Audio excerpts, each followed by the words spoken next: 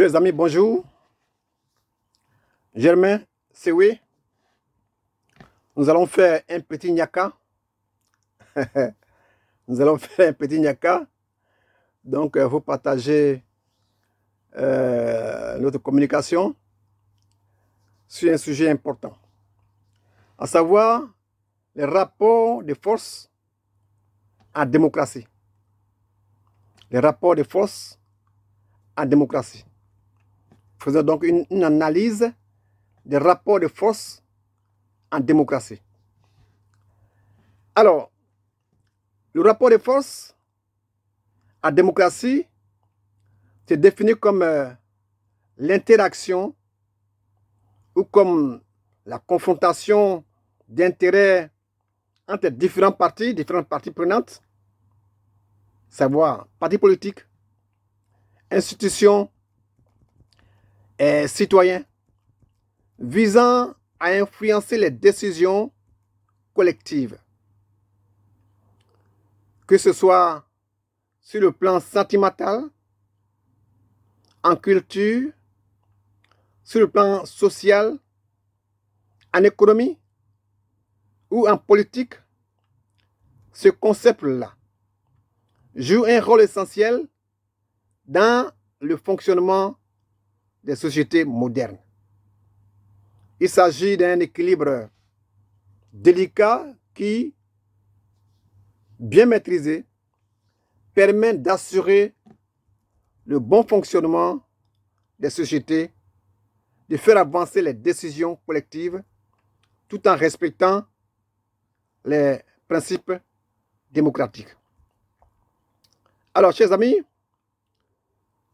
entrons dans le sujet, parlons du rapport de force sur le plan sentimental.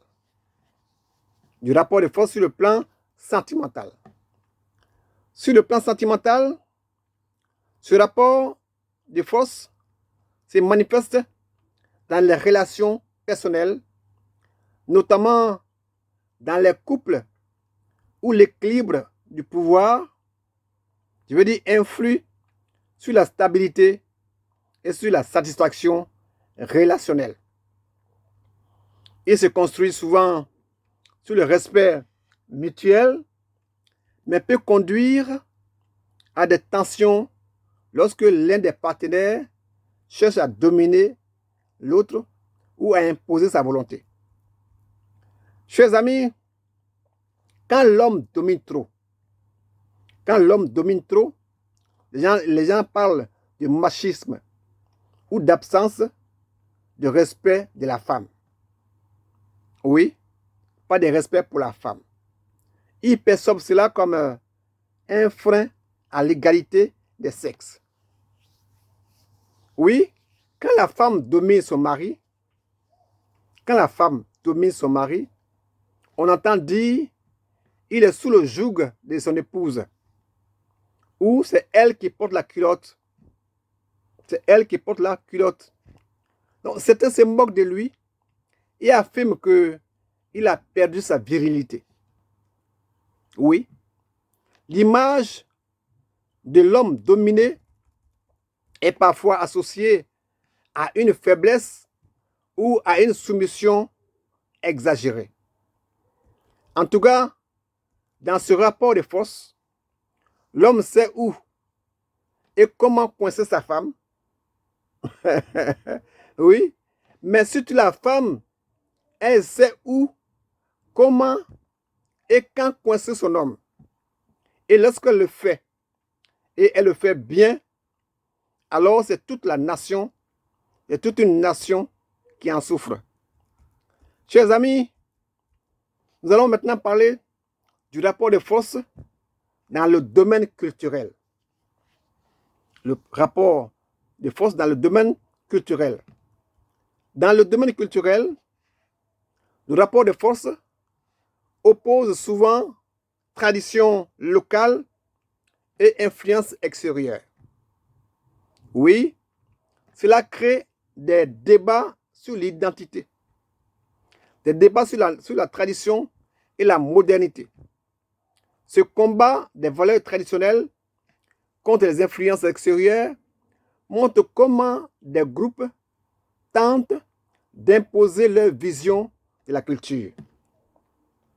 Chers amis, ce jeu d'influence-là peut enrichir le patrimoine commun, mais aussi il peut provoquer des fractures au sein de la société. Chers amis, je voudrais parler du rapport de force sur le plan social. Rapport de force sur le plan social. À ce niveau, le rapport de force s'exprime à travers les mouvements syndicaux, à travers les luttes entre différentes classes sociales, groupes d'intérêt, mouvements citoyens, les manifestations et les revendications citoyennes. Les mobilisations populaires contre la vie chère ou pour les droits civiques à travers le monde illustrent comment les citoyens utilisent leur pouvoir collectif pour influencer les politiques publiques. Chers amis, ces mouvements sociaux-là équilibrent les pouvoirs en donnant une voix aux groupes souvent marginalisés. Aux groupes souvent marginalisés comme les jeunes, comme les femmes ou comme les travailleurs précaires afin d'obtenir des changements sociaux. Cependant, un excès de tension sociale peut conduire à des conflits prolongés et nuire à la cohésion nationale. Chers amis, je vais donner un exemple sur le plan social. Aux États-Unis, le mouvement Black Lives Matter a exercé une pression significative sur les institutions, poussant plusieurs États à adopter des réformes sur la police. Oui, cet exemple-là montre comment les mobilisations sociales peuvent influencer les politiques publiques en faveur des droits civiques et de la justice sociale. Alors, qu'en est-il sur le plan économique? Le rapport de force sur le plan économique. D'un point de vue économique, le rapport de force se traduit par la capacité d'acteurs tels que les syndicats, tels que les entreprises et les consommateurs à peser sur les décisions économiques. Les négociations salariales, les grèves ou les réformes fiscales sont des instruments, sont des illustrations concrètes de ce jeu des forces. Lorsque il est bien équilibré, ce rapport favorise la justice sociale en permettant une répartition équilibrée, équitable des ressources. Chers amis, toutefois, un excès de pression sociale, un excès de pression syndicale peut parfois freiner l'innovation et le développement économique. Je vais donner un exemple sur le plan économique. En France, le mouvement des Gilets jaunes en 2018 a montré la puissance des mouvements, la puissance des consommateurs face à des décisions fiscales.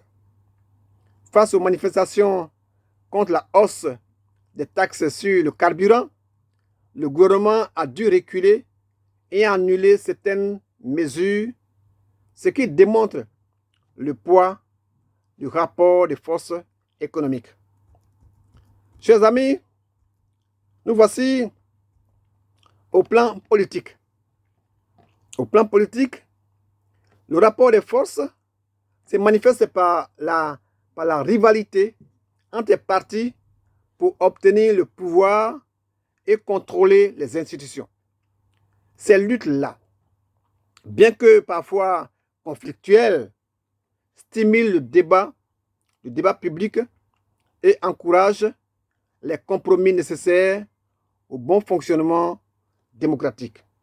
Cependant, elles peuvent aussi paralyser les institutions lorsque les désaccords sont trop intenses, lorsque les désaccords sont trop prononcés.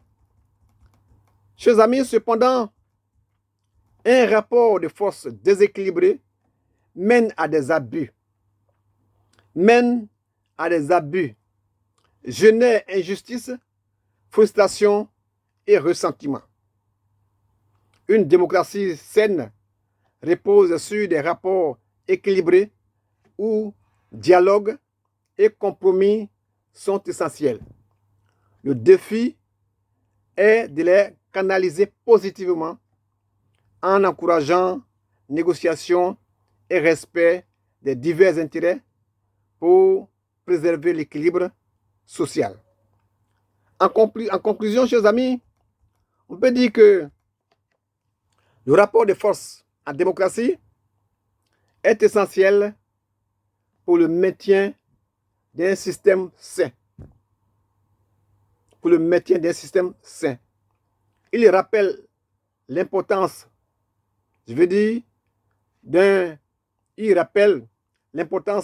d'un équilibre entre pouvoir et contre-pouvoir, entre pressions populaires et réponses gouvernementales, tout en intégrant les aspirations des citoyens. Et cela en protégeant les minorités contre la tyrannie des majorités. La force d'une démocratie réside dans sa capacité à gérer les tensions internes pour bâtir un avenir commun harmonieux.